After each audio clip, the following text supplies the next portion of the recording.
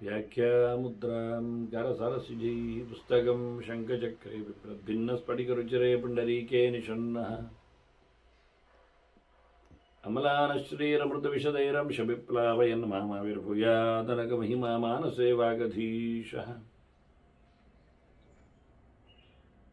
नमस्ते प्राणेश प्रणत विभवाय मणिमगा नमस्वामिन् रामप्रियतमनमन् गुरुगुण नमस्तुभ्यं भीम प्रबलतम कृष्णेष्ठ भगवन् नमः श्रीमन्मध्व प्रदिश सुदर्शनो जय जय श्री गुरुभ्यो नमः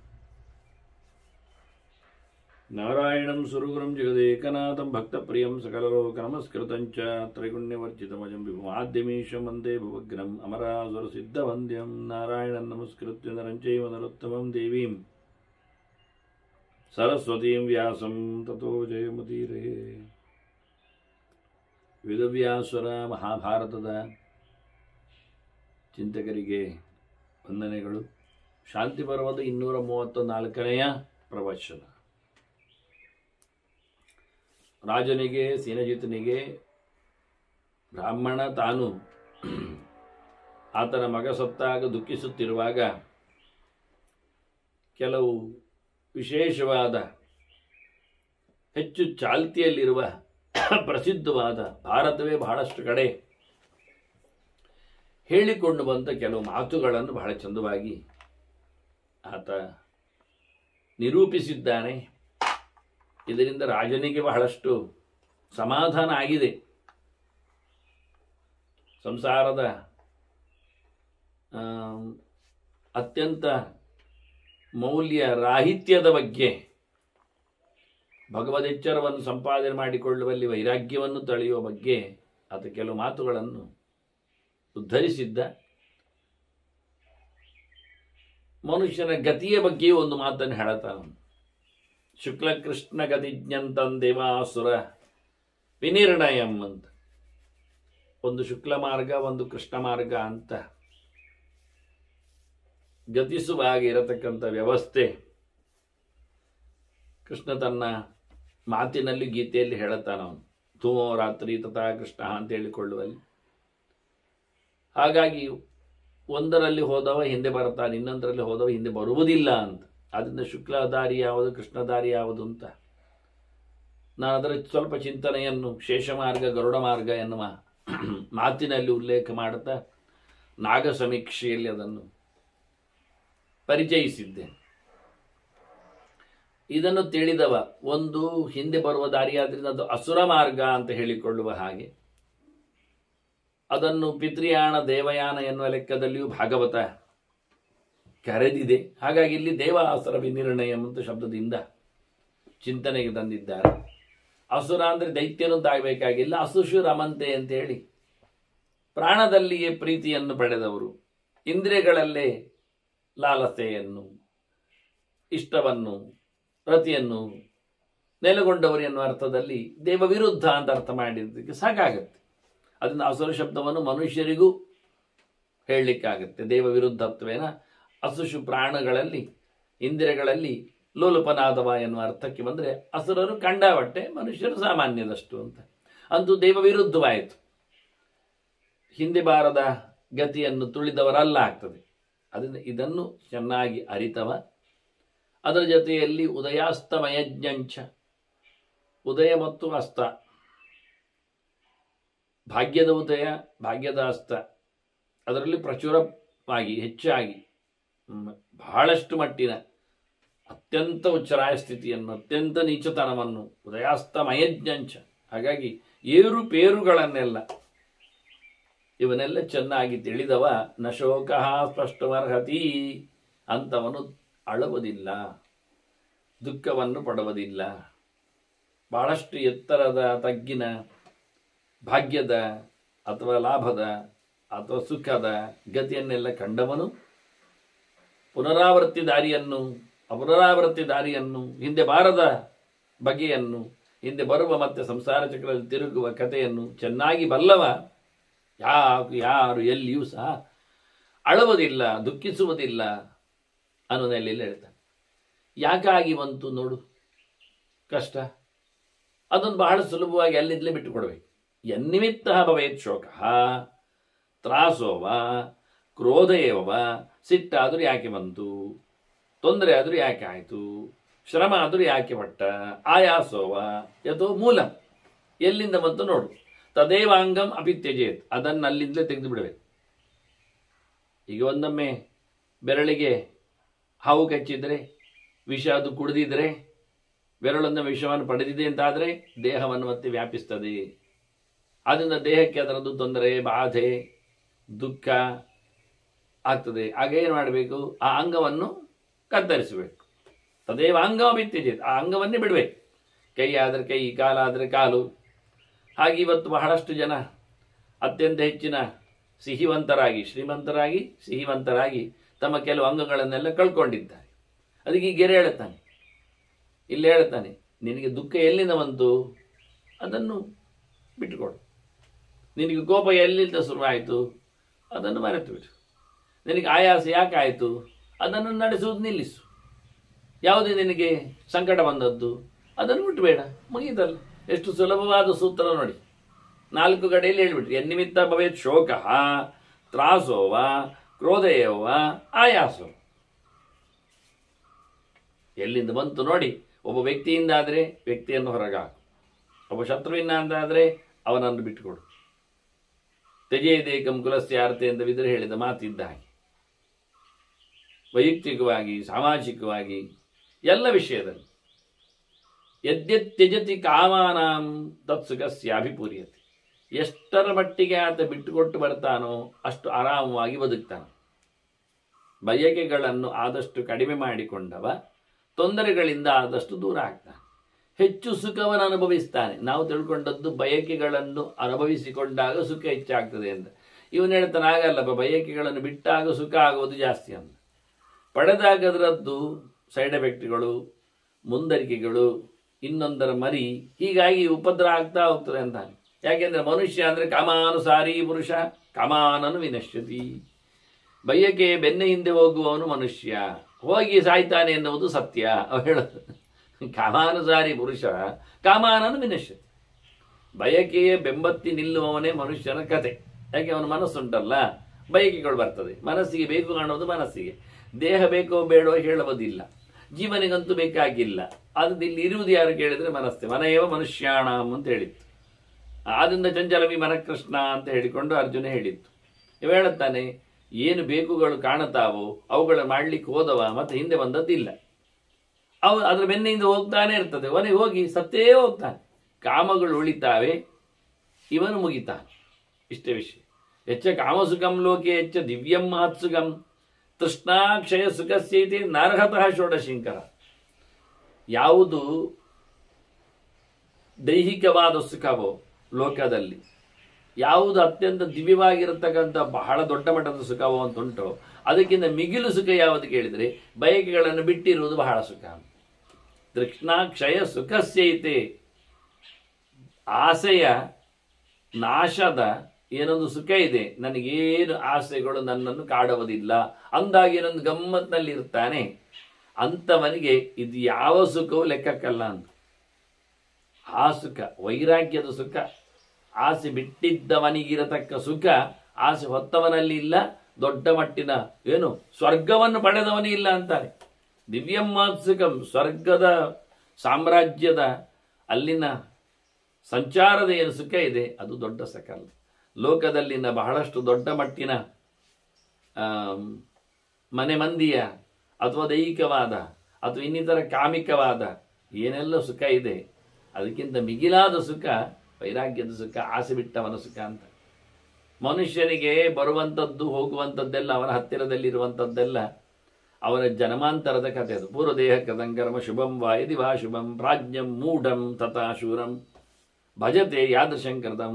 ಏನು ಮಾಡಿರ್ತಾನೋ ಹಾಗೆ ಅವನನ್ನು ಮುತ್ತಿಗೆ ಆಗ್ತದೆ. ಜನ್ಮಾಂತರದಲ್ಲಿ ಮಾಡಿರತಕ್ಕಂಥ ಏನೊಂದು ಕ್ರಿಯೆಗಳಿರ್ತವೆ ಅಂಥದ್ದೇ ಇವತ್ತು ಉಣ್ಲಿಕ್ಕಿರುವಂಥದ್ದು. ಅದು ಒಳ್ಳೆಯದಾಗಲಿ ಕೆಟ್ಟದಾಗಲಿ, ಬುದ್ಧಿಮಂತ ಆಗಲಿ ದಡ್ಡ ಆಗಲಿ, ಅದರ ಬಗ್ಗೆ ವಿರೋಧ ಮಾಡಲಿಕ್ಕೆ ಬರೋ ಸಾಮರ್ಥ್ಯ ಉಂಟಾಗಲಿ ಇಲ್ಲದೇ ಇರಲಿ, ಸಂಬಂಧವೇ ಇಲ್ಲ. ಹಿಂದೆ ಮಾಡಿದ್ದರ ಒಳಿತು ಕೆಡುಕುಗಳೇ ಅದರ ಪ್ರಕಾರದಲ್ಲಿ ಇವತ್ತು ಮನುಷ್ಯ ಅದನ್ನು ಅನುಭವಿಸ್ತಾನೆ, ಬನಿಸಬೇಕು. ಅಂದರೆ ಇವತ್ತಿನ ಲೆಕ್ಕಾಚಾರವನ್ನು ಹೇಳಲಿಕ್ಕೆ ಬರುವುದಿಲ್ಲ. ಜೀವೇಶು ಪರಿವರ್ತಂತೆ ದುಃಖಾನಿ ಚ ಸುಖಾನಿ ಚ. ಈ ಲೋಕದಲ್ಲಿ ಸುಖಗಳು ದುಃಖಗಳು ಯಾವತ್ತೂ ಸಹ ತಿರುಗ್ತಾನೆ ಇರ್ತವೆ. ಇದನ್ನು ಕಳೆದ ಬಾರಿ ಹೇಳಿದ್ದವ ಮಾತಿನಲ್ಲಿ.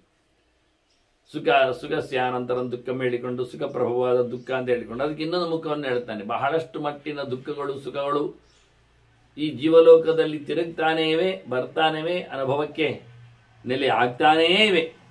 ಆದ್ರಿಂದ ಏತಾಂ ಬುದ್ಧಿ ಸಮಾಸ್ತಾಯ ನಾಮಸೀದೆ ಗುಣಾನ್ವಿತ. ಹೀಗೊಂದು ದೃಢ ಮಾಡಿಕೊಂಡು ಸುಖಗಳು ದುಃಖಗಳು ಬರ್ತಾವೆ, ಮುತ್ತಿಗೆ ಹಾಕ್ತಾವೆ, ನಮ್ಮನ್ನು ಕಾಡಿಸ್ತಾವೆ, ಬೇಡುತ್ತಾವೆ, ಮುತ್ತಿಗೆ ಹಾಕ್ತಾವೆ ಎನ್ನುವ ಸಂಗತಿಯನ್ನು ಗಟ್ಟಿ ಮಾಡಿಕೊಂಡ್ರೆ ಯಾವತ್ತೂ ಅವ ಒಳ್ಳೆ ಗುಣದಲ್ಲಿದ್ದು ಸೋತು ಹೋಗುವುದಿಲ್ಲ, ಬೇಸರ ಪಡುವುದಿಲ್ಲ, ಶೋಕಕ್ಕೆ ಒಳಗಾಗುವುದಿಲ್ಲ. ಸರ್ವಾನ್ ಕಾಮಾನ್ ಜುಗುಪ್ಸೇತ. ಏನು ಬಯಕೆಗಳು ಬಂದರೂ ಸಹ ಅದನ್ನು ಬೇಡ ಅಂತ ಬಿಡಬೇಕು. ಅದರ ಬಗ್ಗೆ ವಾಕರಿಕೆ ಬರಬೇಕು ಅವನಿಗೆ. ಅದರ ಬಗ್ಗೆ ಜುಗುಪ್ಸೆ, ಇದು ಗಲೀಜು ಮಾರ್ರೆ ಎನ್ನತಕ್ಕಂಥ ಎಚ್ಚರ ಬರಬೇಕು. ಹಾಗೆ ಪ್ರತಿಯೊಂದನ್ನು ಬಿಡ್ತಾ ಬರಬೇಕು. ಕೋಪಂ ಕುರ್ವೀತ ಪೃಷ್ಠತಃ. ಮತ್ತೆ ಅದೊಂದು ಕೋಪ, ಅದರ ಮೇಲೆ ಕೋಪ ಮಾಡುವುದಲ್ಲ, ಕೋಪವನ್ನು ಬೆನ್ನಿಗೆ ಬೀಸಾಡಬೇಕು. ಹಿಂಬದಿಯಿಂದ ಕೋಪವನ್ನು ಇಟ್ಕೊಳ್ಬೇಕು, ಮುಂಬದಿ ಬರಬಾರದು ಕೋಪ. ಅದರಿಂದ ಕೋಪ ಅದರ ಮೇಲೆ ಎಲ್ಲ ಕಾಮಗಳನ್ನು ಬಿಡಬೇಕು ಹೇಳಿದ ಹೊರತು ಅದರ ಮೇಲೆ ತಾತ್ಸಾರ ಭಾವ ಬರಬೇಕು. ಬೇಡ ನನಗೇನಂತ ಕೆಚ್ಚರ ಬರಬೇಕು, ಅದರ ಮೇಲೆ ಕೋಪ ಮಾಡೋದಲ್ಲ. ಆದ್ದರಿಂದ ಕಾಮವನ್ನು ಬಿಡಿ, ಕೋಪವನ್ನು ಬಿಡಿ ಅಂತ. ಕೋಪವನ್ನು ಹಿಂದಕ್ಕೆ ಹಾಕಿ ಬಿಡಿ, ಕಾಮವನ್ನು ಮುಂದಕ್ಕೆ ದೂಡಿವಿ. ಮುಂದಕ್ಕೆ ದೂಡಿನ ನಾಳೆ ಬಾ ಅನ್ನೋದು ಕಾಮಕ್ಕೆ. ಈಗ ಬೇಡ, ಇವತ್ತೆಂತಕ್ಕೆ, ಮತ್ತೆ ನೋಡು, ಬರೋ ವರ್ಷ ನೋಡುವ, ಇನ್ನೊಮ್ಮೆ ನೋಡುವ, ಮತ್ತೆ ಹುಟ್ಟಿ ಬಂದಾಗ ನೋಡುವ ಅಂತ ಸಾಲ ದೊಡ್ಡ ಮಟ್ಟಿನ ಡೇಟನ್ನೇ ಕೊಡ್ಬೋದು. ಪುಣ್ಯಕ್ಕೆ ಅದನ್ನು ಕೊಡ್ತಾ ಇಲ್ಲ ಕೋರ್ಟಿನಲ್ಲಿ ಎಲ್ಲ. ಅವರು ಬರುವ ತಿಂಗಳು ಕೊಡ್ತಾರೆ, ಕೆಲವೊಮ್ಮೆ ಬರುವ ವರ್ಷ ಕೊಡ್ತಾರೆ.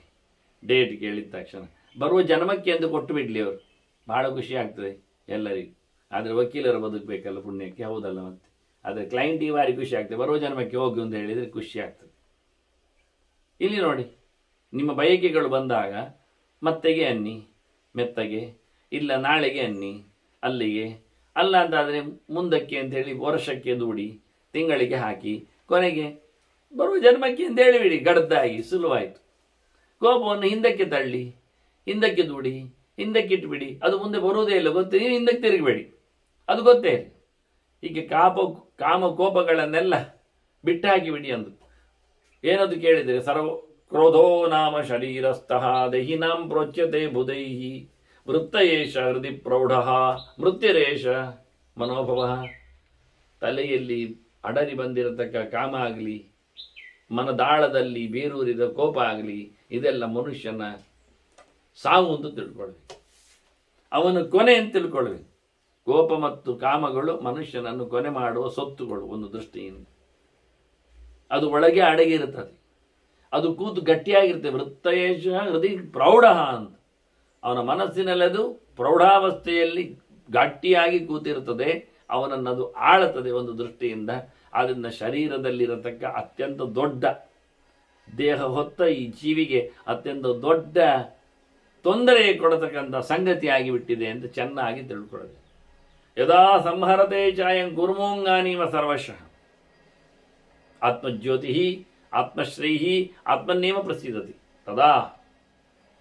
ಹಾಗೆ ಅವನು ತನ್ನ ಕೂರ್ಮೋಂಗಾನಿ, ಇದನ್ನು ಕೃಷ್ಣ ಮುಂದಿನ ಗೆರೆಯನ್ನು ಮೊದಲ ಗೆರೆಯನ್ನು ಕೃಷ್ಣ ಹೇಳಿದ್ದ. ಯದಾ ಸಂಹರತೆ ಚಾಯಂ ಕೂರ್ಮೋಂಗಾನೀವ ಸರ್ವಶಃ ಅಂತ. ಕೂರ್ಮ ಅಂದರೆ ಆಮೆ, ಅದು ತನ್ನ ಎಲ್ಲ ಅಂಗಗಳನ್ನು ಒಳಗೆಳ್ಕೊಳ್ತದೆ. ತಲೆಯನ್ನು, ಬಾಲವನ್ನು, 2 ಕಾಲುಗಳನ್ನು ಸಹ, ಹೀಗೆ 6 ಪದಾರ್ಥಗಳನ್ನು 6 ದಿಕ್ಕಿನಿಂದ ಒಳಗೆಳ್ಕೊಳ್ತದೆ. ಹಾಗಾದರೆ ನಮಗೂ 5 ಇಂದ್ರಿಯಗಳು, ಜ್ಞಾನೇಂದ್ರಿಯಗಳು, ಹೋಗುವವುಗಳು, ಕಣ್ಣು ಕಿವಿ ಮುಂತಾದವುಗಳು, ಕುದುರೆಗಳು, 1 ಅಂತರಿಂದ್ರಿಯ ಮನಸ್ಸು. ಹೀಗೆ ನಾವು ಸಹ 6 ಇಂದ್ರಿಯಗಳನ್ನು ಆಮೆಯಂತೆ ಒಳಗೆ ಎಳ್ಕೊಂಡ್ಬಿಟ್ರೆ, ಪ್ರಪಂಚಕ್ಕೆ ಅದನ್ನು ಹರಿಯಗೊಡದಿದ್ದರೆ, ಉಪಸಂಹಾರ ಮಾಡಿಕೊಂಡ್ರೆ, ಆಗ ನಮಗೆ ಪರಮಾತ್ಮನ ಚಿಂತನೆ ಬರಲಿಕ್ಕೆ ಸಾಧ್ಯ ಆಗ್ತದೆ.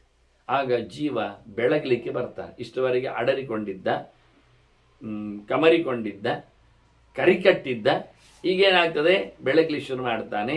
ಅವನಿಗೆ ಅವನೇ ತಾನು ಸಂಪತ್ತು, ಅವನಿಗೆ ಭಗವಂತನೇ ದೊಡ್ಡ ವಸ್ತು ಅಂತ ಅರ್ಥ ಆಗ್ತದೆ.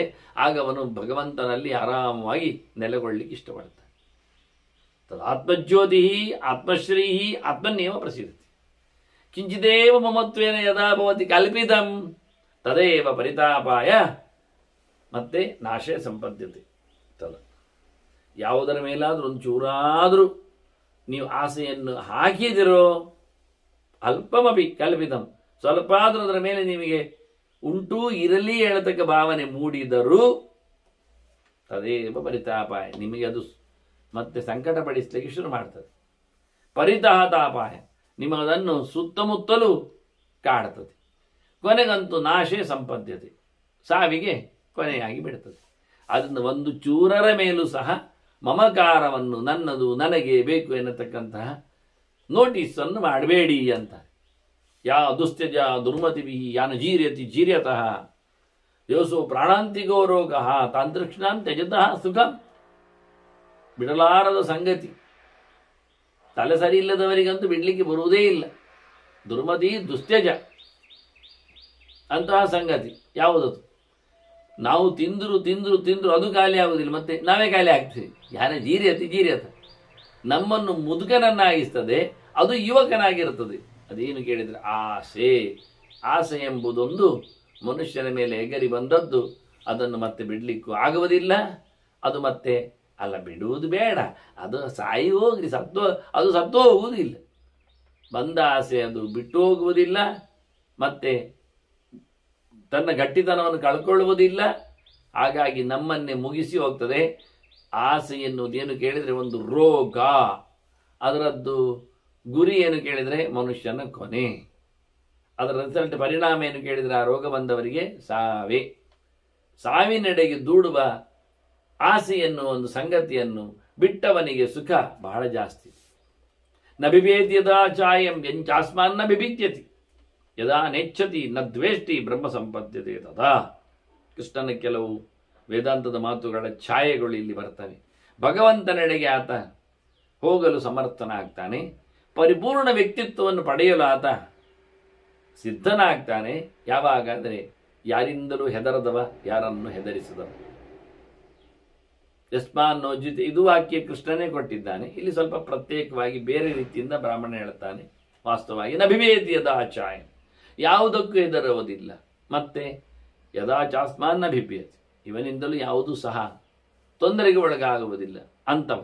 ಯದಾ ನೆಚ್ಛತಿ ನ ದ್ವೇಷ್ಟಿ, ಕಾಮ ಇಲ್ಲ ದ್ವೇಷ ಇಲ್ಲ, ರಾಗ ಇಲ್ಲ ದ್ವೇಷ ಇಲ್ಲ, ಬೇಕಿಲ್ಲ ಬೇಡಿಲ್ಲ, ದೂಡುವುದಿಲ್ಲ ಹಿಡಿಯುವುದಿಲ್ಲ. ಯಾವುದರ ಮೇಲೆ ಇವನಿಗೆ ಯಾವುದೇ ರೀತಿಯಾದಂತಹ ಕೆಟ್ಟ ಭಾವನೆಯೋ ಅತಿ ನೆಚ್ಚಿನ ಭಾವನೆಯೋ ಇಷ್ಟ ಭಾವನೆಯೋ ಇಲ್ಲ. ಅಂಥವ ನಿಜವಾಗಿ ಭಗವದೆಡೆಗೆ ಹೋಗಲು ಸಮರ್ಥನಾಗ್ತಾನೆ, ಯೋಗಿ ಅನಿಸ್ತಾನೆ. ಮತ್ತೆ ಎರಡೂ ಸಹ ಉಭಯ ಸತ್ಯಾನತೆ ತೆಕ್ವ ಶೋಕಾನಂದವು ಭಯಾಭಯೇ ಪ್ರಿಯೇ ಪ್ರತ್ಯಜ್ಯ ಪ್ರಶಾಂತಾತ್ಮ ಪ್ರಸಿದ್ಧ. ಒಳಿತನಲ್ಲಿ ದ್ವಂದ್ವಾತೀತನಾಗಿ, ಇದು ಕೃಷ್ಣನ ಪಾಲಿಸಿ. ದ್ವಂದ್ವಾತೀತನಾಗಲಿಕ್ಕೆ ದ್ವಂದ್ವ ಯಾವುದು ಕೇಳಿದರೆ ಅವನಿಗೆ ಬೇಕಾದ್ದು ಬೇಡಾದ್ದು ಒಂದು ಪ್ರಿಯ ಅಪ್ರಿಯ. ಪ್ರಿಯಕ್ಕೆ ಭಾರಿ ಅವನ್ನ ಅಂಟಿಕೊಳ್ತಾನೆ, ಅಪ್ರಿಯಕ್ಕೆ ಭಾರಿ ದೂರ ಹೋಗ್ತಾನೆ, ದ್ವೇಷ ಮಾಡ್ತಾನೆ. ಬೇಡ ಅಂದ ಯಾವುದನ್ನು ದ್ವೇಷಿಸಬೇಡ, ಯಾವುದನ್ನು ಹಚ್ಚಿಕೊಳ್ಳಬೇಡ. ಹಾಗೆ ಸುಳ್ಳು ಸತ್ಯಗಳು ಅಂದರೆ ಒಳ್ಳೆಯ ವಿಷಯದಲ್ಲಿ ಎಂದಿಟ್ಟುಕೊಳ್ಳಿಕ್ಕೆ ಅದು ವಾಕ್ಯವಾಗಿ. ಇದೆರಡೂ ಇಲ್ಲ ಅವನಲ್ಲಿ. ಅದರೊಟ್ಟಿಗೆ ಶೋಕ ಆನಂದ, ಖುಷಿ ಮತ್ತೆ ದುಃಖ ಅದು ಇಲ್ಲ. ಇಂಥವನು ಪ್ರಶಾಂತನಾಗಿದ್ದರೆ, ಭಗವಂತನಲ್ಲಿ ತನ್ನ ಮನಸ್ಸನ್ನು ನೆಟ್ಟಿಬಿಟ್ಟಿದ್ರೆ, ಪರೇ ತತ್ವದಲ್ಲಿ ಆತ್ಮ ಅಂದರೆ ಮನಸ್ಸು, ಅದು ಶಾಂತವಾಗಿದ್ದರೆ ಅಲ್ಲಿ ಹೋಗಿ ನೆಲೆಗೊಂಡ್ರೆ ಅವನು ಖಂಡಿತವಾಗಿಯೂ ಭಗವಂತವನಿಗೆ ಪ್ರಶಾಂತ ಅಥವಾ ಪರಿಪೂರ್ಣವಾದ ಆನಂದ ತುಂಬಿದ ಭಗವಂತವನಿಗೆ ಅನುಗ್ರಹ ಮಾಡಿ ಆನಂದ ಆಗುವಂತೆ ಮಾಡ್ತಾನೆ. ಇದು ಬಿಟ್ಟದ್ದಕ್ಕೆ ಅಳು ಬರುವುದಲ್ಲ, ಬಿಟ್ಟದ್ದಕ್ಕೆ ಇಲ್ಲಾಯ್ತಲ್ಲ ಹೇಳಿಕೊಂಡು ಗೋಳಾಡುವುದಲ್ಲ. ದೇವರು ಸಿಗ್ತಾನೆ, ಇದಕ್ಕಿಂತ ದೊಡ್ಡದಾದ ಸಂಗತಿ, ಪರ್ಮನೆಂಟ್ ಆದ ಸಂಗತಿ, ಅದು ಅನುಕೂಲಕ್ಕೆ ಬರ್ತದೆ. ಯದಾನ ಕುರುತೇ ಧೀರ ಸರ್ವಭೂತೇಶು ಪಾತಕಂ. ಮನುಷ್ಯ ಕಳೆದುಕೊಳ್ಳಿಕ್ಕಿರಬೇಕಾದಂತಹ ದೊಡ್ಡ ಒಂದು ಮಾರ್ಗ ಯಾವುದು ಕೇಳಿದರೆ, ಯಾರ ಮೇಲೂ ಯಾವತ್ತೂ ಸಹ ಅನ್ಯಾಯ ಮಾಡಬಾರದು. ಅದು ಕರ್ಮಣ ಮನಸ ವಾಚ, ಶಾರೀರಿಕವಾಗಿ ಆಗಲಿ, ಮಾನಸಿಕವಾಗಿ ಆಗಲಿ, ವಾಚಿಕವಾಗಿ ಆಗಲಿ.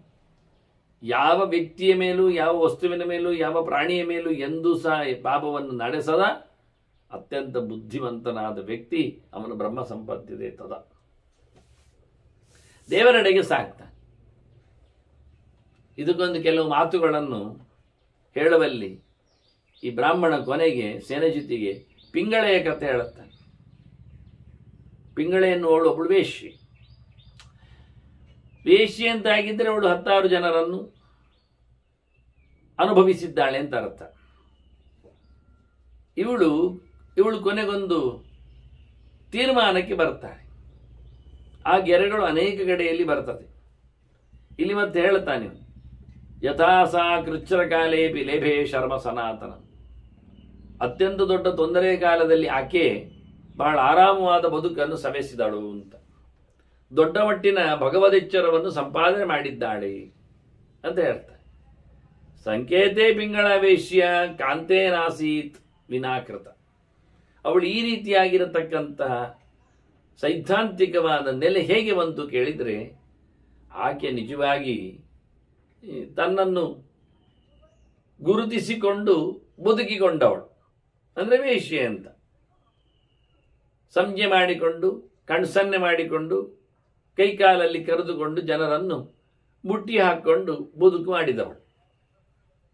ಈಕೆ ತನ್ನ ಪ್ರಿಯಕರನಿಂದ, ಬೇಕಾದವನಿಂದ ಬಿಟ್ಟಲ್ಪಟ್ಟಾಗ, ದೂರಕ್ಕೆ ಹೋದಾಗ, ಅಂದರೆ ತನಗಿಷ್ಟಾದವಳನ್ನು ಹುಡುಕ್ತಾ ಇವಳು, ತನಗಿಷ್ಟಾದವನು ಇವನ ಕೈಗೆ ಸಿಗದೆ ಹೋದಾಗ, ಅಂದರೆ ಅಭಾವ ರೂಪದಲ್ಲೇ ಇಟ್ಟುಕೊಳ್ಳಿ, ಬಂದು ಹೋದದ್ದು ಅಂತಲ್ಲ, ಇವಳ ಇಚ್ಛೆಗೆ ಬೇಕಾದಾಗೆ ಒಬ್ಬ ಪ್ರಿಯಕರ ಸಿಗಲಿಲ್ಲಾಗಿ ಹೋದ. ಕಾಂತೇನಾಸೀದ್ ವಿನಾಕೃತ. ಹಾಗಾಗಿ ತನಗೆ ಪ್ರಿಯನಿಂದಾಗಿ ಇಲ್ಲಾಗಲಿಕ್ಕೆ ಹೋಗಿ ಇವಳು ತಲೆ ಬಿಸಿ ಮಾಡಿಕೊಂಡು, ಯೋಚನೆ ಮಾಡಿಕೊಂಡು, ಎಂತಾಯಿತು ಕತೆ, ನನಗೆ ಬೇಕಾದವ ಸಿಗ್ತಾ ಇಲ್ಲಲ್ಲ ಅಂತ.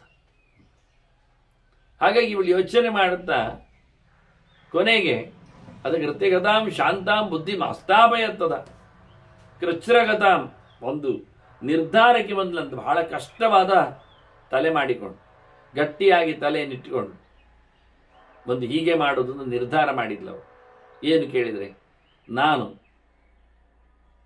ಇಲ್ಲದ ಜನನನ್ನು ಯೋಚನೆ ಮಾಡಿಕೊಂಡು ಕಾಯುವ ಬದಲಿಗೆ ಇದ್ದ ಭಗವಂತನನ್ನು ಮರೆತು ದೂರಾದನಲ್ಲ ಇಷ್ಟು ಸಮಯ ಅಂತ ಯೋಚನೆ ಮಾಡಿದ್ದಂತೆ.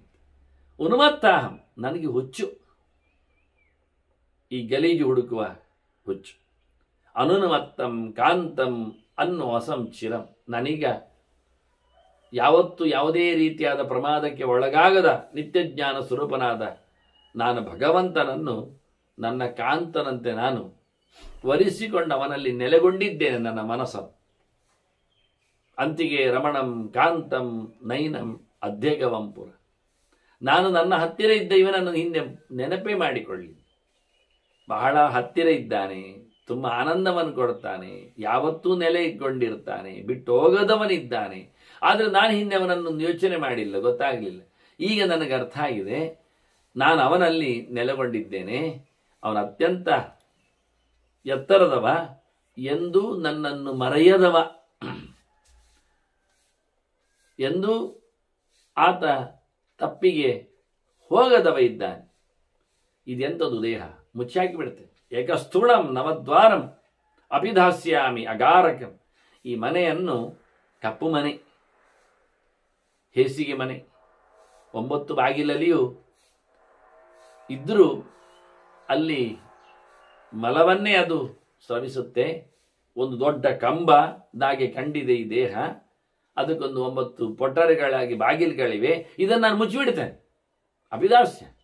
ಇದನ್ನು ನಾನು ಇನ್ನೂ ತೆರೆದುಕೊಳ್ಳುವುದಿಲ್ಲ. ಯಾರ್ಯಾರೋ ಏನೇನೋ ಯಾವ ಯಾವುದೋ ಬರುವುದು. ಅಕಾಂತಮಿಹ ಆಯಾಂತಂ, ನಿಜವಾಗಿ ನನಗೆ ಪ್ರಿಯರಲ್ಲ ಅವರು, ಪ್ರಿಯರಾದವರಲ್ಲ ಅಂಥವರು ಬರ್ತಾರೆ. ನಾನು ಕಾಂತ ಇತ್ಯೇವ ಮಂಸ್ಯಸ, ನಾನು ಅವರನ್ನು ಒಳ್ಳೆಯವರೇ, ನನ್ನ ಪ್ರಿಯಕರನೇ, ಆನಂದವನ್ನು ಕೊಡುವವನೇ. ಅಂದರೆ ಸುಖದ ಮೊತ್ತವನ್ನು ನನಗೆ ಮೆತ್ತುವವನನ್ನು ನಾನು ತಿಳ್ಕೊಂಡಿದ್ದೆ. ನಾನೀಗ ಹಾಗೆ ಮಾಡುವುದಿಲ್ಲ, ನಾನು ಬುದ್ಧಿ ಬಲಿತಿದೆ, ಇನ್ನು ನಾನು ಬಾಗಿಲು ಹಾಕಿದ್ದೇನೆ, ನನ್ನ ದೇಹವನ್ನು ಕೊಡುವುದಿಲ್ಲ. ನನ್ನ ಇಂದ್ರಿಯಗಳಲ್ಲಿ ಯಾವುದೇ ರೀತಿಯಾದ ಮತ್ತೊಬ್ಬರ ಭೋಗಕ್ಕೆ ಇರತಕ್ಕಂತಹ ಸ್ವಾರಸ್ಯ ಇಲ್ಲ ಅಂತ ಹೇಳ್ತಾರೆ. ಅವಳು ಮಾಡಿಕೊಂಡ ಕಥೆ ಅವಳು.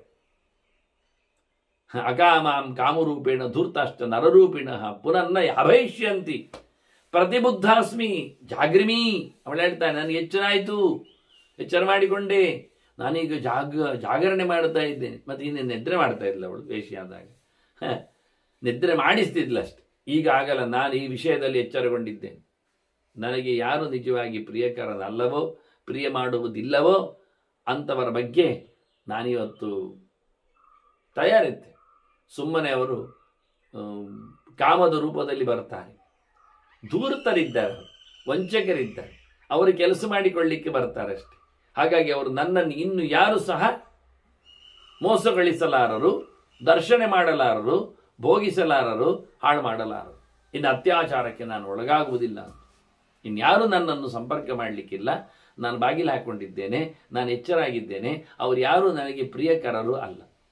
ಅವರಿಗೆ ಅವರು ಪ್ರಿಯರ ಮಾಡಿಕೊಳ್ಳಿಕ್ಕೆ ಬರುವುದಷ್ಟೇ. ನನಗೆ ಅವರು ನನ್ನ ಪ್ರಿಯಕರರಲ್ಲ, ನನ್ನ ಉದ್ಧಾರಕರಾಗಿ ಅವರಿಲ್ಲ. ಅನರ್ಥೋಪಿ ಭವೇತ್, ಅನರ್ಥೋಪಿ ಭವತಿ. ಅರ್ಥ ಹೀಗೆ ಮಾಡಿಕೊಂಡು ನಿನ್ನ ಬದುಕು, ನಿನ್ನ ಅನರ್ಥ ಮಾಡಿಕೊಳ್ತಿ, ನಿನ್ನ ಚೆಲುವು, ನಿನ್ನನ್ನು ನೀನು ಬಿಟ್ಟುಕೊಡ್ತಿ. ಇಲ್ಲ ಬಾ, ಕೆಲವೊಮ್ಮೆ ಅನರ್ಥವು ಅರ್ಥ ಆಗ್ತದೆ, ಗೊತ್ತುಂಟ. ಅನರ್ಥೋಪಿ ಭವತಿ ಅರ್ಥ ದೈವಾತ್ ಪೂರ್ವಕೃತೇನವ. ಹಿಂದೆ ಮಾಡಿದ ಏನಾದರೂ ದೊಡ್ಡ ಸೊಗಸು ಇದ್ದರೆ, ಲಾಭ ಇದ್ದರೆ, ನಮಗಾಗುವ ಅನ್ಯಾಯವೂ ಲಾಭ ಆಗುತ್ತೆ, ನ್ಯಾಯ ಆಗುತ್ತೆ. ನಮಗಾಗುವ ತೊಂದರೆಯು ನಮಗದು ಇಷ್ಟ ಆಗ್ತದೆ. ನಮಗಾಗುವ ದುಃಖವೂ ಅದು ನಮ್ಮನ್ನು ಉದ್ಧಾರ ಮಾಡ್ತದೆ. ಯಾಕೆ? ದೇವರ ಪ್ರೇರಣೆ. ಅದು ಏನು ಯಾವುದು ಗೊತ್ತಿಲ್ಲ, ನನಗಿದು ಅನರ್ಥ ಅಲ್ಲ, ಇದು ನನಗೆ ಅರ್ಥಪ್ರಾಯವಾದದ್ದು. ಸಂಬುದ್ಧಾಹಂ ನಿರಾಕಾರ. ನಾನು ದೇವರ ಎಚ್ಚರವನ್ನು ಪಡೆದಿದ್ದೆ. ಅಕಯ ಪ್ರವಿಸಂಭವ. ಅಂದರೆ ಭಗವಂತ. ನಾನು ಭಗವದ್ ಎಚ್ಚರವನ್ನು ಸಂಪಾದನೆ ಮಾಡಿಕೊಂಡಿದ್ದೆ. ನಾನು ದೇವರನ್ನು ತಿಳ್ಕೊಂಡಿದ್ದೆ. ನನಗೆ ಇನ್ಯಾರದ್ದು ಬಗ್ಗೆ ತಿಳ್ಕೊಳ್ಳುವ ಯೋಗ್ಯತೆ ಇಲ್ಲ. ಅದಕ್ಕೆ ನಾನು ಗಮನಿಕೆಯನ್ನು ಕೊಡ್ತಾ ಇಲ್ಲ. ನಿರಾಕಾರ. ನನ್ನಲ್ಲಿ ಯಾವುದೇ ರೀತಿಯಾದ ಇವತ್ತು ವಿಕಾರಗಳು ಇಲ್ಲ, ವ್ಯತ್ಯಾಸಗಳು ಇಲ್ಲ, ವೇಷ ಹಾಕುವುದಿಲ್ಲ ನಾನು ಅಂತ. ನಾಹಂ ಅದ್ಯ ಅಜಿತೇಂದ್ರಿಯ. ನಾನಿವತ್ತು ಸೋತವಳಲ್ಲ, ನನ್ನ ಇಂದ್ರಿಯಗಳನ್ನು ನಾನು ಬಿಟ್ಟುಕೊಟ್ಟವಳಲ್ಲ. ನಾನು ಎಲ್ಲವನ್ನು ಗೆದ್ದಿದ್ದೇನೀಗ. ನನ್ನ ಕಣ್ಣು ಯಾರನ್ನು ಕಾಣುವುದಿಲ್ಲ. ಕಾಣಲೋಸುಗ ಅದಕ್ಕೆ ಗಾಡಿಗೆ ಹಾಕಿಕೊಂಡು ವಿಶಾಲ ನೇಳೆಯಾಗಿ ನಾನು ನಿಲ್ಲುವುದಿಲ್ಲ. ನನ್ನ ಕಿವಿ ಯಾರ ಮಾತನ್ನು ಸೊಲ್ಲನ್ನು ಕೇಳುವುದಿಲ್ಲ. ಯಾರೋ ರಂಗಿನ ಮಾತನ್ನು ಆಡ್ತಾರೆ, ಅದು ಅವರ ತೀಟೆಗಾಗಿ, ನನಗಾಗಿ ಅಲ್ಲ. ನಾನು ಅದಕ್ಕೆ ಇನ್ನು ಮುಚ್ಚಿಕೊಂಡಿದ್ದೇನೆ. ಇನ್ನು ಯಾರಿಗೋಸ್ಕರ ನನ್ನ ತುಟಿಯನ್ನು ಬಾಯಿಯನ್ನು ಬಿಚ್ಚುತ್ತಾ ಇಲ್ಲ. ಇನ್ನು ಯಾರನ್ನು ಪ್ರೈಸ್ ಮಾಡುವ, ಸಂತೋಷಪಡಿಸುವ, ಇನ್ನೇನೋ ಲಲ್ಲೆಗರೆಯುವ ನನ್ನ ಯಾವುದೇ ಸೊಲ್ಲುಗಳಿಲ್ಲ. ಅದನ್ನು ನಾನು ಇನ್ನು ಕೇಳುವುದಿಲ್ಲ, ಹೇಳುವುದಿಲ್ಲ. ಇನ್ನು ಯಾರಿಗೋಸ್ಕರ ಅವ್ರು ಯಾವುದೋ ಒಂದು ಮೈಯ ಕಂಪಿಗಾಗಿ ನನ್ನ ಈ ಮೂಗು, ನನ್ನ ಈ ಸ್ಪರ್ಶ ಇಂದ್ರಿಯಗಳು, ನನ್ನ ಈ ಚರ್ಮ ಇವೆಲ್ಲ ಇನ್ಯಾರದ್ದೋ ಆಲಿಂಗನೆಗಾಗಿ, ಅಪ್ಪುಗೆಗಾಗಿ ಇನ್ನು ತೆರೆದುಕೊಳ್ಳುವುದಿಲ್ಲ ಅಂತ ಹೇಳಿಕೊಳ್ಳುವ ಮೂಲಗಾಕೆ ನಾಹಮಧ್ಯ ಅಜಿತೇಂದ್ರಿಯ. ನನ್ನ ಇಂದ್ರಿಯಗಳನ್ನು ನಾನಿವತ್ತು ಸೋಲಿಸಿಕೊಂಡದ್ದಿಲ್ಲ, ಗೆದ್ದುಬಿಟ್ಟಿದೆ. ಪ್ರಧಾನವಾಗಿ ನನಗೆ ಮನಸ್ಸು, ಅಂತರಿಂದ್ರಿಯ, ಅದು ನನಗೆ ಸಿದ್ಧವಾಗಿ ಸೋಲ್ತಾ ಇದ್ದದ್ದಾಗಿ ಯಾವುದೋ ಒಂದರ ಬಗ್ಗೆ ನಾನು ಮಮತೆ, ಪ್ರೀತಿ, ಕಾಮನೆ ಅಂತೇಳಿ ಮನಸ್ಸಿನಲ್ಲಿ ಹಚ್ಚಿಕೊಂಡಿದ್ದೆ. ಅದರಿಂದ ಬೆಚ್ಚುತ್ತಿದ್ದೆ. ಇವತ್ತು ಅದನ್ನು ಬಿಚ್ಚಿಕೊಟ್ಟಿದ್ದೇನೆ ಅಂತ ಹೇಳ್ತಾಳೆ. ಸುಖಂ ನಿರಾಶಃ ಸ್ವಪಿತಿ. ಇದವಳ ಪ್ರೌಢವಾದ ಕೊನೆಯ ಯೋಚನೆ. ಅವಳ ಬಾಗಿಲು ಹಾಕಿಕೊಂಡದ್ದರ ಒಂದು ಸಂದೇಶ. ಇದನ್ನು ಬ್ರಾಹ್ಮಣ ಹೇಳುತ್ತಾ ಇದ್ದಾನೆ. ಸುಖಂ ನಿರಾಶಃ ಸ್ವಪಿತಿ ನೈರಾಶ್ಯಂ ಪರಮಂ ಸುಖ. ಯಾರು ಚಂದ ಮಾಡಿ ನಿದ್ದೆ ಮಾಡ್ತಾನೆ ಕೇಳಿದರೆ, ಯಾರಿಗೆ ಆಸೆಗಳೇ ಇಲ್ಲವೋ, ಎಲ್ಲ ಆಸೆಗಳನ್ನು ಯಾರು ಮೆಟ್ಟಿರುತ್ತಾನೋ, ಎಲ್ಲ ಆಸೆಗಳನ್ನು ಯಾರು ದೂರ ಮಾಡಿರ್ತಾನೋ, ಬೇಕುಗಳ ಜೊತೆಯಲ್ಲಿ ಯಾರಿಗೆ ಯುದ್ಧ ಘರ್ಷಣೆ ಇರಲಿಲ್ಲವೋ ಅವನ್ ಗಮ್ಮತ್ ನಿದ್ದೆ ಮಾಡ್ತಾನೆ. ಚೆನ್ನಾಗಿ ಹೇಳ್ತಾನೆ. ಯಾರಿಗೆ ನಿದ್ದೆ ಬರ್ತದೆ ಗಮ್ಮತ್ ಕೇಳಿದರೆ, ಯಾರಿಗೆ ಬಯಕೆಗಳೇ ಇಲ್ಲವೋ, ಬೇಕಿದ್ದರೆ ಅದರ ಬಗ್ಗೆ ತಲೆ ಹೋಗ್ತಾ ಇರ್ತದೆ. ಏನು ಮಾಡುವ, ನಾಳೆ ಹೇಗೆ ಅದನ್ನು ನಡೆಸುವ, ಅದನ್ನು ಹಿಡಿಯುವ ಕಥೆ ಹೇಗೆ ಅಂತ. ಹೀಗೆ ಯಾವ್ಯಾವುದೋ ಧೂರ್ತವಾದ ಉಪಾಯಗಳು, ವಂಚನೆಗಳು, ಅಡ್ಡದಾರಿಗಳು, ಇನ್ಯಾರದ್ದು ಉಪದೇಶಗಳು, ಇನ್ನೇನೋ ಸ್ವಾರ್ಥಗಳು ಹೆಣುತ್ತಾರೆ. ಅದನ್ನು ಯಾರಿಗೆ ಯಾವುದೂ ಇಲ್ಲ, ಕಮಿಟ್ಮೆಂಟ್ಸ್ ಇಲ್ಲ, ಯೋಜನೆಗಳಿಲ್ಲ. ನಾಳೆ ಏನಂತಿಲ್ಲ, ನಾಳೆ ಅಷ್ಟೇ. ಹಾಗಾಗಿ ಇವತ್ತಿನ ಕೊನೆ, ಇವತ್ತು ಶಟ್ಟರ್ ಆಗಿದ್ದ ನಂತರ ಮತ್ತೆ ಅಲ್ಲಿನ ಪೇಪರ್ಗಳು, ಕಾಗದಗಳು, ಚೀಟಿಗಳು ಎಲ್ಲ ಬರಬಾರ್ದು. ಉದ್ಯಮದ ಅಂಗಡಿ ಬಾಗಿಲು ಹಾಕಿದ ನಂತರವು ಮನೆಗೊಂದಿಷ್ಟು ಫೈಲ್ ಹೊತ್ಕೊಂಡು ಹೋಗ್ತಾನೆ ಅಂತಾದರೆ ಬಾಗಿಲು ಹಾಕಿದ್ ವ್ಯರ್ಥ. ಯಾವತ್ತು ಶಟರ್ ಬಿತ್ತು ಆವತ್ತು ನಮ್ಮ ಉದ್ಯಮಕ್ಕೆ ಕೊನೆ ಆಯ್ತು. ಇನ್ನೇನಿದ್ರು ಮನೆ, ಇನ್ನು ಮನೆ ಮಾಡ್ತೀನಿ, ಇನ್ನು ಊಟ, ಇನ್ನು ವ್ಯವಸ್ಥೆ, ಇನ್ನೂ ಇದೆ. ಹಾಗೆ ನಿದ್ದೆಗೆ ಮತ್ತೆ ಅಂಗಡಿಯನ್ನು, ವ್ಯವಹಾರವನ್ನು, ಬ್ಯಾಂಕನ್ನು, ಕೋರ್ಟನ್ನು, ಶಾಲೆಯನ್ನು ಮತ್ತಿತರ ಮನೆ ಮಂದಿಯನ್ನು ಹೊತ್ಕೊಂಡು ಹೋದರೆ, ಆಡಳಿತೆಯನ್ನು ತಗೊಂಡು ಹೋದರೆ, ಅಲ್ಲಿ ಮತ್ತೆ ಅವನು ತನ್ನ ಬೆನ್ನನ್ನು ನೆಲಕ್ಕೆ ಆನಿಸಬಾರದು. ಮತ್ತೆ ಅದನ್ನು ಕುಳ್ಳಿರಿಸಿ ತಲೆಯನ್ನು ಎತ್ತಿಕೊಂಡು ಕೆಲಸ ಮಾಡಬೇಕು. ತಲೆ ಕೆಳಗೆ ಹಾಕಿಕೊಂಡು ಕೆಲಸ ಮಾಡುವುದೇನುಂಟಲ್ವ, ತಲೆ ಕೆಳಗೆ ಬಿತ್ತ, ಬೆನ್ನು ನೆಲಕ್ಕೆ ಹೋಯ್ತಾ, ಆ ನಂತರ ಅದು ಯೋಚನೆಗಳು ಇಲ್ಲ ಅಂತ ಅರ್ಥ. ಅಲ್ಲಿದ್ದಿಲ್ಲ, ಹೊರಗಿನದ್ದಿಲ್ಲ. ತಲೆ ಎತ್ತಿಕೊಂಡಾಗ ಮಾತ್ರ ಉಳಿದದ್ದರ ಕತೆ. ಈಗ ಬಹಳ ಚಂದವಾಗಿ ಸುಖಂ ನಿರಾಶಾ ಸುಖ, ಆಸೆ ತೊರೆದವನಿಗೆ ಸುಖದ ನಿದ್ದೆ, ನೈರಾಶ್ಯ ಪರಮಂ ಸುಖಂ. ನಿಜವಾಗಿ ತುಂಬ ಖುಷಿಯಾದ ಸುಖ ಯಾವುದು ಕೇಳಿದರೆ ಆಸೆಗಳು ಇಲ್ಲದಿರುವುದೇ ದೊಡ್ಡ ಸುಖ. ನಿರಾಶನಾಗಿದ್ದುಕೊಂಡು ಬೇಕುಗಳು ಯಾವುದು ಎನ್ನುವುದು ಇಲ್ಲದಿದ್ದವನಿಗೆ ಎಷ್ಟು ಸುಖ, ಪರಮ ಸುಖ. ವಾಸ್ತವವಾಗಿ ಈ ಬದುಕಿನ ಹೊರಗಿನ ಪ್ರಾಪಂಚಿಕವಾದ ಬೇಕುಗಳೆಡೆಗೆ ಯಾರು ಬೆನ್ನು ಹಾಕಿರ್ತಾನೆ ಅವನಿಗೆ ಅದಕ್ಕಿಂತ ದೊಡ್ಡ ಸುಖ ಯಾವುದಿಲ್ಲ ಅಂತ. ಆಶಾ ಮನಾಶಾಂ ಕೃತ್ವಾ ಹಿ ಸುಖಂ ಸಪಿತಿ ಪಿಂಗಳ. ನೋಡಿ, ಪಿಂಗಳ ಏನು ಮಾಡಿದ್ಲು? ಆಸೆಯನ್ನು ಅನಾಶೆ ಮಾಡಿದ್ಲು. ಆಸೆಗಳನ್ನೆಲ್ಲ ಬದಿಗೆ ಹಾಕಿಬಿಟ್ಲು. ಬೇಕುಗಳಿಗೆಲ್ಲ ಒಂದು ಬ್ರೇಕ್ ಹಾಕಿದ್ಲು, ಒಂದು ಕೊನೆ ಮಾಡಿಬಿಟ್ಲು. ಅದಿನ್ನು ಬೇಡ ಮಾಡಿಬಿಟ್ಟು. ಬೇಕುಗಳು ಇವತ್ತು ಬೇಡ ಅಷ್ಟೇ ತಾನೆ. ಕೆಲವರಿಗೆ ಕೆಲಸ ಬೇಕು, ಯಾವಾಗ? ಅವರ ವಯಸ್ಸು, ದುಡಿಯುವ ಸಾಮರ್ಥ್ಯ ಇದ್ದಾಗ. ಮತ್ತು ಸಾಮರ್ಥ್ಯ ಕಳೆದೋದಾಗ ಬೇಡ, ಕೆಲಸ ಬೇಡ, ಸಂಬಳ ಬೇಡ ಅಂತ ನದಿಯಾಗಿ ಇನ್ನಾಗೋದಿಲ್ಲ ಅವನಿಗೆ ಒಂದು ಗೊತ್ತಾಯಿತು. ಹಾಗೆ ಪ್ರತಿಯೊಂದಕ್ಕೂ ಸಹ ಒಂದು ದಿನ ನೈರಾಶ್ಯ ಬರ್ತದೆ, ಬೇಡ ಎನ್ನುವುದು ಕಾಣ್ತದೆ. ಯಾಕೆ ಅಂತ ಅರ್ಥ ಆಗ್ತದೆ. ಅದಕ್ಕಿಂತ ದೊಡ್ಡ ಪದಾರ್ಥಗಳಿದ್ದಾಗ, ಅದರ ಅಶಾಶ್ವತತೆ ಅರ್ಥ ಆದಾಗ ಇವೆಲ್ಲ ಬೇಡ ಹೇಳಲಿಕ್ಕೆ ಬೇಕಾದಷ್ಟು ಮಾರ್ಗಗಳೇ ಇರ್ತವೆ, ಒಂದೇ ಮುಕ್ಕಾಲು. ಇವಳಂತೂ ಬಹಳ ಚಂದವಾಗಿ ತನ್ನ ಆಸೆಗಳನ್ನೆಲ್ಲ ಕೊನೆಗೊಳಿಸಿ, ಬೇಕುಗಳನ್ನೆಲ್ಲ ಮರ್ದಿಸಿ, ಬಹಳ ಚೆನ್ನಾಗಿ ಗಮ್ಮತ್ತಿನಲ್ಲಿ ಸುಖವನ್ನು ಅನುಭವಿಸಿ ಮಲಗಿ ಬಿಟ್ಲಂತ. ಇಷ್ಟು ದಿನ ರಾತ್ರಿಗಳನ್ನೆಲ್ಲ ಕಳೆದವಳು. ಇನ್ನೊಬ್ಬ ಲಾಯ್ಕುದವ ಬರ್ತಾನೆ, ಇನ್ನೊಬ್ಬ ಚಂದದವ ಸಿಗ್ತಾನೆ, ಇನ್ನಷ್ಟು ದುಡ್ಡನ್ನು ದೊರಿತಾನೆ ಅಂತ ಹೇಳಿಕೊಂಡು ರಾತ್ರಿಯನ್ನು ತಡ ಮಾಡ್ತಾ ಹೋದವಳು. ಅಷ್ಟೊತ್ತಿಗೆ ಬೆಳಗ್ಗೆ ಆಗಿ ಹೋಗ್ತಿತ್ತು, ಮತ್ತೆ ಯಾರು ಬರುವುದು ನಿಲ್ಲಿಸ್ತಿದ್ರು. ಹೀಗೆ ದಿನಗಳನ್ನು ದುಡ್ತಿದ್ಲು. ಹಾಗೆ ದಿನ ದುಡ್ತಾ ತನ್ನ ಯೌವನವನ್ನು ಕಳೀತಾ ಇದ್ಲು. ಹೀಗೆ ಯಾರೋ ಒಂದಷ್ಟು ಜನರ ಬಗ್ಗೆ ತಾನು ಅನುಭವಿಸಿಕೊಂಡವಳನ್ನು ಅದಕ್ಕಿಂತ ಸೂಪರ್, ಅದಕ್ಕಿಂತ ಮೇಲಿನ, ಅದಕ್ಕಿಂತ ಜಾಸ್ತಿಯ ಸ್ಪಾರ್ಧಾತ್ಮಿಕವಾಗಿ ಆಕೆ ಬಯಕೆಗಳನ್ನು ಹಾಕಿಕೊಂಡಕ್ಕೋಗಿ ಕೊನೆಗೆ ಯಾವುದೂ ಅವಳಿಗೆ ರುಚಿಸದೆ, ಎಲ್ಲವೂ ನೋಡಿಕೊಂಡದರ ಮಟ್ಟಿನಲ್ಲಿ ಇರಲಿಕ್ಕೆ ಹೋಗಿ ಅದರ ಆಚೆಗೆ ಬಾರದೆ, ತನ್ನನ್ನಷ್ಟು ಪ್ರೇಮಿಸಿಕೊಳ್ಳತಕ್ಕ ಕತೆ ಇಲ್ಲದೆ ಇದ್ದಾಗ ದೇವರೆಡೆಗೆ ಸಾಗುವ ಮೂಲಕ ತನ್ನ ಎಲ್ಲ ಆಸೆಗಳನ್ನು, ಇದು ವೃದ್ಧಾನಾರಿ ಪತಿವ್ರತ ಇದ್ದಾಗಲ್ಲ, ಎಲ್ಲ ಮುಗಿದಂದ್ರೆ ಇನ್ಯಾರು ಬರೋದಿಲ್ಲಲ್ಲ, ಬಯಕೆಗಳು ಮೇಲೆ ಹಾರಿ ನಿಂತಾಗಲೇ ಆಕೆ ಅದನ್ನು ತನ್ನ ಪೂರ್ಣದ ಯೌವನದ ಕಾವಿನ ಎತ್ತರದ ತುದಿಯಲ್ಲಿದ್ದಾಗಲೇ ಅದನ್ನು ಒತ್ತಿ ಹಿಡಿತು. ನಮ್ಮ ಯಯಾತಿರಾಜ ಹೇಳಿದ ಹಾಗೆ ಕಾಮನೆಗಳನ್ನೆಲ್ಲ ಅನುಭವಿಸಿ ನಾನು ಮುಗಿಸ್ತೇನೆ ಹೇಳಿದರೆ ದೇವರು ಈಚೆ ಕಡೆಯಿಂದ ವರ್ಷವೂ ಕೊಡ್ತಾನೆ, ಆಚೆ ಕಡೆಯಿಂದ ವೈಭವವನ್ನು ಕೊಡ್ತಾನೆ, ಮತ್ತೊಂದು ಕಡೆಯಲ್ಲಿ ಮನಸ್ಸನ್ನು ಕರುಣಿಸ್ತಾನೆ. ಹೀಗಾಗಿ ದೇವರೆಡೆಗೆ ಬಾರದಂತೆ ಬೇಕಾಗಿರತಕ್ಕಂಥ ಎಲ್ಲ ಆಟಿಕೆಗಳನ್ನು ನಮ್ಮ ಸುತ್ತ ಹಾಕಿರ್ತಾನೆ. ಅದನ್ನು ಅದು ಪ್ರಯೋಜನ ಇಲ್ಲ. ಮುಗಿಸಿ ಬರ್ತೇನೆ ಅಂದರೆ ಇಲ್ಲವೇ ಇಲ್ಲ, ಆಗುವುದೇ ಇಲ್ಲ. ಪಿಚ್ ಹಾಳಾಗುವವರೆಗೆ ನಾನು ಆಡುತ್ತೇನೆ ಹೇಳಿದರೆ ದೇವರು ಪಿಚ್ ಹಾಳಾಗದಂತೆ ಮಾಡ್ತಾನೆ, ಆಟವನ್ನು ಮುಂದುವರಿಸುವಂತೆ ಮಾಡ್ತಾನೆ.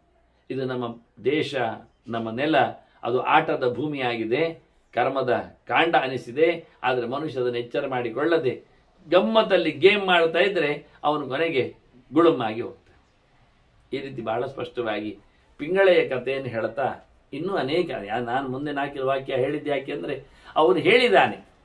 ಇತರ ಕೆಲವು ವಾಕ್ಯಗಳ ಜೊತೆಯಲ್ಲಿ ಒಳ್ಳೆ ಸುಂದರವಾದಂತಹ ಬೋಧನೆಗಳನ್ನು ಕೊಡುವ ಮೂಲಕ ಬ್ರಾಹ್ಮಣ ಸತ್ತ ಶೋಕದಲ್ಲಿ ಮುಳುಗಿದ್ದ ಸೇನಜಿತ್ ರಾಜನನ್ನು ಮತ್ತೆ ಚಿಗುರುವಂತೆ ಮಾಡಿದ. ರಾಜನು ಬಹಳ ಖುಷಿಯಾಗಿ ಮಾತುಗಳನ್ನು ಕೇಳಿಸಿಕೊಂಡು ಬಹಳ ಎತ್ತರದಲ್ಲಿ ತನ್ನ ತನವನ್ನು ರೂಪಿಸಿಕೊಂಡ ಅಂತ ಭೀಷ್ಮರು ಬಹಳ ಸುಂದರವಾಗಿ ಒಂದು ನಷ್ಟಗೊಂಡಾಗ ಬೌದ್ಧಿಗೆ ಹೇಗೆ ಅಂತ ಧರ್ಮರಾಜ ತನ್ನ ನೆಲೆಯಲ್ಲೇ ಮಾತಾಡಿಕೊಂಡದ್ದು. ಭೀಷ್ಮರದನ್ನು ಮಾತಾಡಲಿಕ್ಕೆ ಹೋಗಲಿಲ್ಲ. ತಾನು ಮಕ್ಕಳನ್ನು ಕಳ್ಕೊಂಡಿದ್ದಾನೆ, ತಾನು ತನ್ನ ಹಿರಿಯರನ್ನು ಕಳ್ಕೊಂಡಿದ್ದಾನೆ, ತಾನು ತನ್ನ ಹತ್ತಿರದವರನ್ನು ಕಳ್ಕೊಂಡಿದ್ದಾನೆ. ಹೀಗಾಗಿ ಕಳ್ಕೊಂಡಿದ್ದಾಗ ಮನುಷ್ಯನ ದುಃಖ ಅದು ಹೇಗೆ ಕಮ್ಮಿ ಆಗಬಹುದು, ತಲ್ಲಣ ಅದು ಯಾವ ನೆಲೆಯಲ್ಲಿ ಅಂತ ಹೇಳಿಕೊಳ್ಳುವ ನೆಲೆಯಲ್ಲಿ ಧರ್ಮರಾಜ ಒಂದು ದೃಷ್ಟಿಯಿಂದ ತನ್ನನ್ನೇ ಅರ್ಪಿಸಿಕೊಂಡು ಪ್ರಶ್ನಿಸಿಕೊಂಡಿದ್ದಾನೆ ಎನ್ನುವುದು ಕಾಣುತ್ತದೆ. ಹೇಳುವುದಿಲ್ಲ ಅಷ್ಟೇ ಅವನು. ಭೀಷ್ಮರು ಮಾತಾಡಲಿಲ್ಲ, ನೀನು ಹೀಗೆ ಮಾಡು ಅಂತ ಹೇಳಲಿಕ್ಕೆ ಹೋಗಲಿಲ್ಲ. ಸುಮಾರು ದಿನಗಳ ಪ್ರವಚನ ಚಿಂತನೆ ರಾಜಧರ್ಮಾದಿಗಳ ಬಗ್ಗೆ ಬಂದದ್ರಿಂದ ಈಗ ಮೋಕ್ಷ ಧರ್ಮದೆಡೆಗೆ ಅದು ಅವರ ಮೀಟಿಂಗಿನ ಪ್ರಭಾವದಿಂದ ಎನ್ನುವ ನೆಲೆಯಲ್ಲಿಯೂ ಮಾಡಲಿಕ್ಕೆ ಬರ್ತದೆ, ಇದರ ಪ್ರಭಾವದಿಂದ ಮೀಟಿಂಗ್ ಮಾಡಿದ್ದನ್ನು ಹೇಳಲಿಕ್ಕೆ ಬರ್ತದೆ. ಹೀಗಾಗಿ ಆಚಾರ್ಯರ ಮಧ್ವರ ಚಿಂತನೆಯಂತೆ ಅದು ಕಡೆಗೆ ಆದದ್ರಿಂದ ಈಗ ಅವನು ಅದನ್ನು ಕೇಳಿಕೊಂಡು ಅದಕ್ಕೆ ಪಕ್ವನಾಗಿಕೊಂಡು ಅದಕ್ಕೆ ತಯಾರಾಗಿ ಮತ್ತೆ ಅವನು ಅದನ್ನು ಹೇಳಲಿಕ್ಕೂ ಸಾಕು. ಅಂತೂ ಭೀಷ್ಮರ ಈ ಮಾತುಗಳು ಇನ್ನೂ ಕೆಲವು ಉದಾಹರಣೆಗಳೊಂದಿಗೆ ಮುಂದಿನ ಚಿಂತನೆ, ಧರ್ಮರಾಜನ ಚಿಂತನೆಗೆ ಅವರು ಸಿದ್ಧರಾಗ್ತಾರೆ. ಹೀಗೆ ಅವಾಂತರ ಪರ್ವನಿಸಿದ ಮೋಕ್ಷ ಧರ್ಮದ ಒಳಗಿನ ಕೆಲವು ಮುಖಗಳು ಇನ್ನೂ 100 ಪ್ರವಚನಗಳೊಂದಿಗೆ ನಾವು ಮೋಕ್ಷ ಧರ್ಮವನ್ನು ಮೆಲುಕು ಹಾಕುವ ಮತ್ತು ವಂದನೆಗಳೊಂದಿಗೆ ಶ್ರೀಕೃಷ್ಣಾರ್ಪಣಮಸ್ತು. ನಾರಾಯಣ ನಾರಾಯಣ ನಾರಾಯಣ.